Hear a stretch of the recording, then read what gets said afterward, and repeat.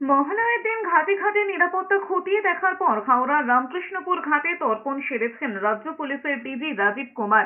বুধবার সকাল 10:30 নাগাদ রামকৃষ্ণপুর ঘাটে আসেন ডিজি রাজীব কুমার। হাওড়া সিটি পুলিশের কমিশনার প্রবীণ কুমার ত্রিপাঠীকে সঙ্গে নিয়ে ঘাটের নিরাপত্তা ব্যবস্থা খতিয়ে দেখেছেন তিনি। এরপরে পুরোহিতের সঙ্গে গঙ্গায় নেমে পিতৃপুরুষের উদ্দেশ্যে তর্পণ সেরেছেন তিনি। মহালয়া পিতৃপক্ষের অবসানের মধ্যে দিয়ে শুরু দেবী পক্ষের। চারিদিকে আকাশে বাতাসে পুজোর গন্ধ। সকাল থেকে কলকাতা সহ সমগ্র রাজ্যের গঙ্গার ঘাটগুলিতে চলছে পিতৃপুরুষদের উদ্দেশ্যে তর্পণ।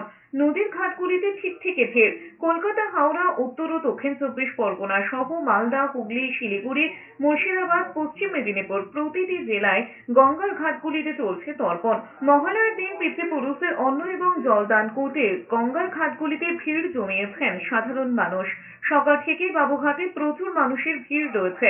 পাশাপাশি তর্পণকে কেন্দ্র করে হাওড়ার রামকৃষ্ণপুর ঘাট, শিবপুর ঘাট, তেলকল ঘাট, বাদামতলা ঘাট সহ গঙ্গার বিভিন্ন ঘাটে ভোর থেকেই হাজার হাজার মানুষের ভিড়। ঘাটে তৈরি হয়েছে পুলিশের অস্থায়ী ক্যাম্প। দুর্ঘটনা এড়াতে গঙ্গা পক্ষে নজরদারি ছিল পুলিশের। ড্রোনের সাহায্যে ঘাটে নজরদারি চালানো হয়। গঙ্গায় নৌকো, স্পিডবোট, লঞ্চ নিয়ে রিভার ট্রাফিকের তরফ থেকে বিশেষ নজরদারি চালানো হচ্ছে।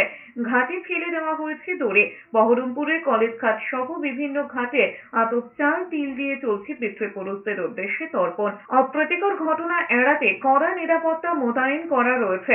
পাশাপাশি রয়েছে ডিজাস্টার ম্যানেজমেন্ট দল, রয়েছে পুলিশ প্রশাসন, চলছে টহলদারি। মহালয়ার পুণ্য লগ্নে কোলাঘাটের রূপনারায়ণ নদীতে চলছে পিতৃতর্পণ। মহিলা পুরুষ সবাই সুস্থভাবে তর্পণ করছেন। রয়েছে পুলিশি পাহারা। শনিবার ভোরে মহালয়ার পুণ্য তিথিতে সিউড়ি শহরের তিলপাড়া ঘাটে শুরু হলো তর্পণ। পিতৃপুরুষদের উদ্দেশ্যে তর্পণ করতে ভোর থেকে ভিড় হয় প্রত্যেক বছর সিউড়ির ময়ূরাক্ষী নদীর তিলপাড়া ব্যারেজ।